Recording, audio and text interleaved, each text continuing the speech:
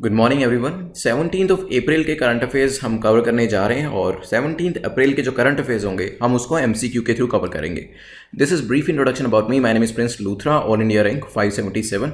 और ये जो एमसीक्यूज हैं आपको मेजरली यूपीएससी और पीएससी एग्जाम में हेल्प करते हैं। अगर आपको बाकी सब एग्जाम्स के लिए भी एमसीक्यूज की प्रिपरेशन करनी है then there is another video जो कि एसबीआई, नाबार्ड या दूसरे किसी एग्जाम की आप तैयारी कर रहे हैं वहां पर आपको हेल्प करेंगे, जो कि 3 बजे अपलोड किया जाता है।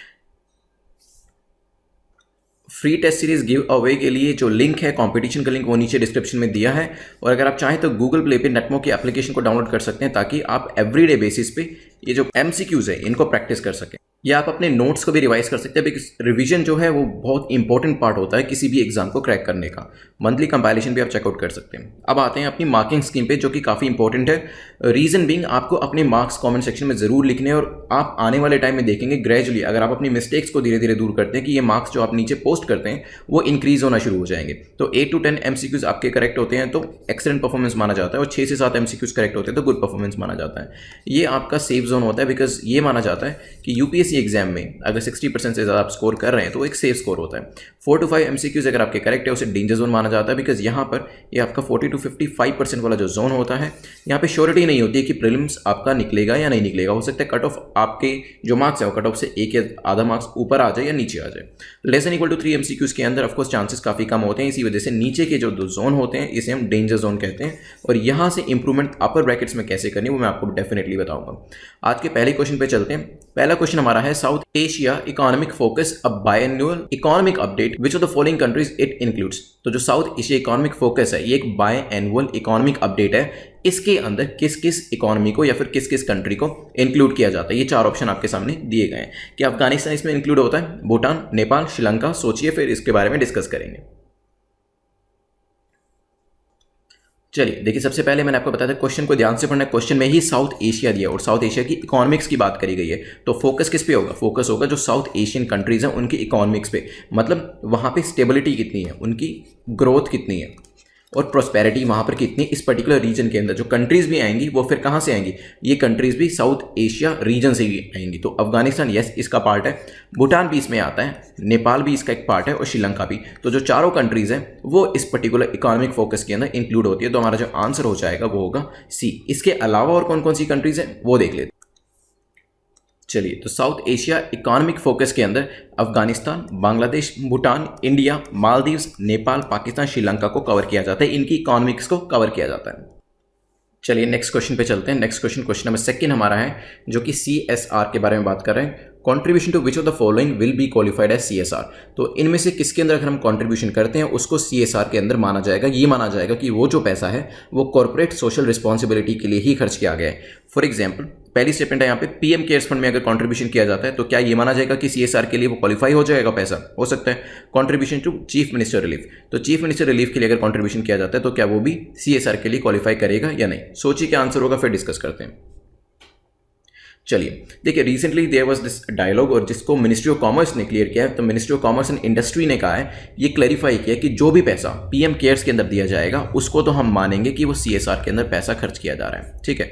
लेकिन अगर चीफ मिनिस्टर रिलीफ फंड के अंदर कोई पैसा दिया जाता है तो वहां पर यह चीज़ नहीं मानी जाएगी कि वो जो पैसा है वो सीएसआर के अंतर्गत आता है। आपको पता है देयर इज अ रिक्वायरमेंट कि हर कंपनी को कॉर्पोरेट सोशल रिस्पॉन्सिबिलिटी के अंतर्गत 2% जो पैसा होता है वो देना होता है सीएसआर की एक्टिविटीज़ के लिए। और ये पैसा अगर वो चाहें तो पीएम केयर्स के लिए दे दे, और यही माना जाएगा कि उन्होंने ये जो क्वालिफिकेशन उनको कंप्लीट करनी थी वो पूरी हो गई, और हम ये मान लेंगे कि जो सीएसआर के लिए उनको पैसा देना चाहिए था वो उन्होंने दे दिया। तो इस वजह से जो आपका चीफ मिनिस्टर रिलीफ फंड है, जिसे स्टेट रिलीफ फंड भी कहते हैं, वो जो है इसके लिए क्वालिफाई नहीं करता है। इस वजह से काफ़ी पॉलिटिकल पार्टीज जो थी उन्होंने क्रिटिसाइज किया था गवर्नमेंट का। जो कंट्रोवर्सी है वो इंपॉर्टेंट नहीं है, बट ये जो इन्फॉर्मेशन है ये हमारे लिए एग्जाम पॉइंट ऑफ व्यू से काफ़ी इंपॉर्टेंट है। और जो 2% ये जो पैसा दिया जाता है सीएसआर के अंदर, ये कंपनीज देती है एनुअल बेसिस पे, लेकिन ये किसका होता है? क्या ये करंट ईयर प्रॉफिट्स का होता है, या लास्ट के 2 साल के प्रॉफिट का होता है, या फिर लास्ट के 3 साल के प्रॉफिट का होता है, या लास्ट के 5 साल के प्रॉफिट का होता है? ये आप मुझे कमेंट सेक्शन में बताइएगा कि जो ये पैसा कैलकुलेट किया जाता है कॉर्पोरेट सोशल रिस्पॉन्सिबिलिटी के लिए, जो 2%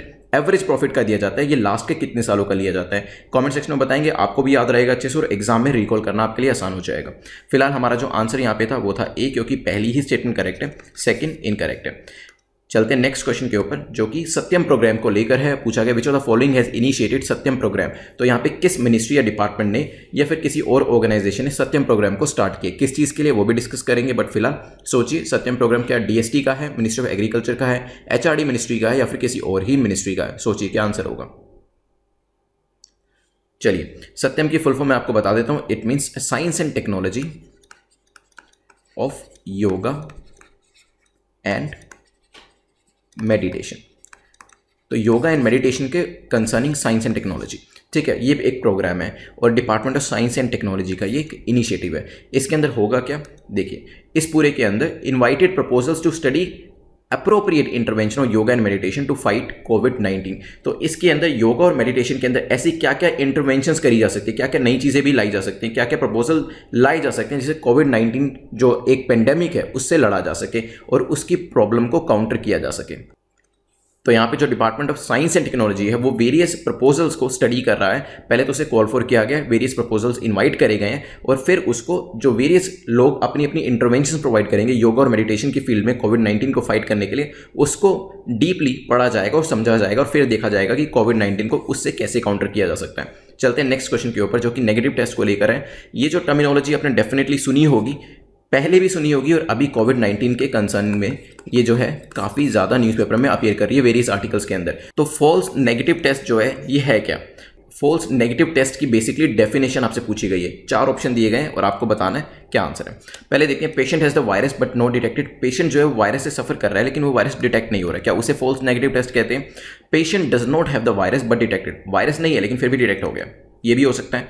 patient has the virus and detected, जो है वो वायरस भी है, उसकी बॉडी के अंदर वायरस है और वो डिटेक्ट भी हो चुका है। Patient does not have the virus and not detected, उसके पास ना वायरस है, पेशेंट जो है वायरस उसके अंदर पेनेट्रेट नहीं किया है और वो डिटेक्ट भी नहीं हुआ है। देखिए लास्ट की जो 2 चीज़ें हैं कि पेशेंट जो है उसके अंदर वायरस है और वो डिटेक्ट भी हो गया, तो ये तो स्टेटमेंट ट्रू है, ठीक है। और लास्ट अगर देखें, patient is not suffering from the particular disease, that is Covid से वो डिसीज से सफर नहीं कर रहा है और वो डिटेक्ट भी नहीं हुआ है, तो ये भी ट्रू है। तो ये तो फॉल्स नेगेटिव आ ही नहीं सकता है, तो ये दोनों स्टेटमेंट तो वैसे ही एलिमिनेट हो गई। अब आता है patient has the virus but not detected. तो यहाँ पे क्या कह रहे हैं कि patient is suffering from the virus, मतलब वो वायरस जो है वो जो डिसीज है वो उसके अंदर है लेकिन वायरस डिटेक्ट नहीं हो रहा है, तो इसको कहते हैं आप फॉल्स नेगेटिव। क्योंकि यहाँ पे जो पेशेंट ने अपना टेस्ट करवाया होगा उसके अंदर कोविड नेगेटिव निकला होगा। कोविड नेगेटिव का मतलब है कि इस बंदे को कोविड की प्रॉब्लम नहीं है, लेकिन रियलिटी में देखा जाए क्या वायरस उसके अंदर है? बिल्कुल है। तो ये जो नेगेटिव था ये फॉल्स नेगेटिव था, राइट, इसलिए इसे फॉल्स नेगेटिव कहते हैं। सेकेंड देख लीजिए स्टेटमेंट, इससे मिलती जुलती है। इसमें कहा गया patient does not have the virus but detected, मतलब फॉल्स पॉजिटिव। जब हम कहते हैं कि ये पेशेंट को कोविड पॉजिटिव कहा गया, मतलब ये कहा गया कि इसको कोविड की जो डिसीज़ है वो इसके अंदर है, लेकिन रियलिटी में क्या उसके अंदर वायरस है? वायरस तो नहीं था, तो गलती से उसे फॉल्स पॉजिटिव कह दिया गया। तो ये फॉल्स पॉजिटिव फॉल्स नेगेटिव का जो डिफरेंस है वो आपको बेसिकली पता होना चाहिए। जब पेशेंट के अंदर एक वायरस है इस वजह से उसे कोविड डिसीज़ हुई है लेकिन वो डिटेक्ट नहीं हो पाई, इसलिए हम कहते हैं उसे फॉल्स नेगेटिव, क्योंकि उसका टेस्ट उसको नेगेटिव बता रहा है, इन रियलिटी उसको पॉजिटिव बताना चाहिए था, राइट। और ये भी बताया गया है कि it's a cause of concern in the covid cases, because बहुत सारे ऐसे लोग हैं जिनके अंदर वायरस होते हुए भी उनको हम ये कह रहे हैं कि दे आर नेगेटिव, ठीक है। मान लीजिए किसी इंडिविजुअल के अंदर कोविड का जो वायरस है वो अवेलेबल है लेकिन टेस्ट ने कहा कि ये बंदा क्लीन है, इसको कोई दिक्कत नहीं है, तो वो बंदा बाहर जाकर मासिस के अंदर ये वायरस को स्प्रेड कर सकता है। तो ये बहुत बड़ी प्रॉब्लम बन सकती है अगर हम फॉल्स नेगेटिव की प्रॉब्लम को सोल्व नहीं करते हैं। और ये भी बताया जाता है क्योंकि फॉल्स नेगेटिव फॉल्स पॉजिटिव इसलिए आते हैं क्योंकि कोई भी लैब 100% एक्यूरेट रिजल्ट नहीं देती है, तो इस तरीके के केसेस आना लाजमी है। चलते हैं नेक्स्ट क्वेश्चन के ऊपर, क्वेश्चन नंबर 5। क्वेश्चन नंबर 5 क्या बात कर रहे हैं? Question number 5 is concerning a festival. A festival कौन सा है? विच of the following statement is और are correct about Meru Jatra festival. Meru Jatra festival के ऊपर 3 स्टेटमेंट दी गई है, 2 दी गई हैं, 1 बाय 1 रीड करेंगे। पहली कहती है मेरू यात्रा marks the end of 21 day long festival of penance name Dandanatha.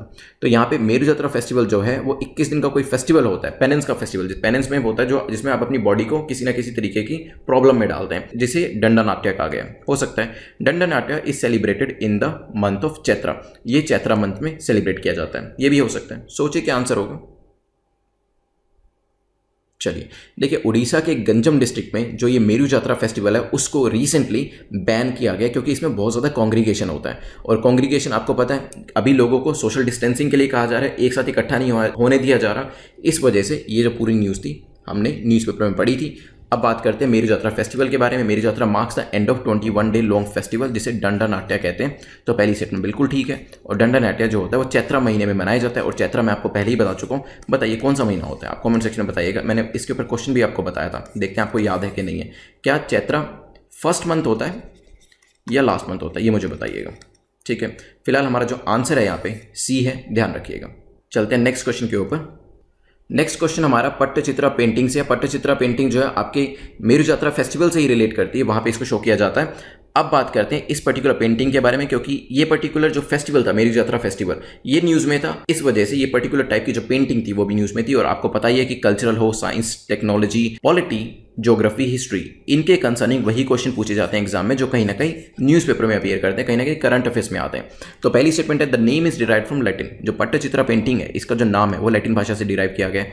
Krishna Leela is one of the major themes of this painting. इस पूरी पेंटिंग है ये, वेरियस प्रिंट्स बनाए जाते हैं, उसमें जो मेजर थीम होता है वो होता है कृष्ण लीला हो सकता है। It's a tradition to complete the borders of the painting first. तो पहले जो बॉर्डर होते हैं पेंटिंग के, फॉर एग्जांपल अगर मैं बात करूं, ये एक पेंटिंग है तो पहले इसके बॉर्डर्स को कंप्लीट किया जाता है और उसके बाद बीच में आ जाता है। ये भी हो सकता है। सोचिए क्या आंसर होगा।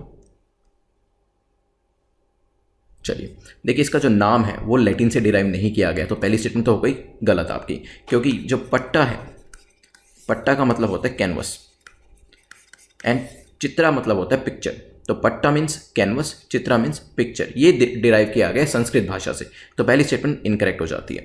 अब बात आता है secondly, Krishna Leela is the major theme. Yes, काफ़ी सारे जो इसमें थीम्स होते हैं वो कृष्ण लीला के ऊपर ही होते हैं, और जो ट्रेडिशन होता है उसका यही होता है कि पहले आप इसके बॉर्डर को कंप्लीट करते हैं। तो आंसर हमारा हो जाएगा सी। एक बार आप एग्जाम्पल देख लीजिए, कुछ इस तरीके से ये पट्टचित्रा पेंटिंग्स दिखती है।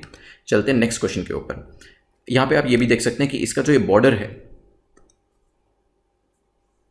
ये जो इसका बॉर्डर है इसको पहले कंप्लीट किया जाता है और उसके बाद मेजर पिक्चर में आया जाता है।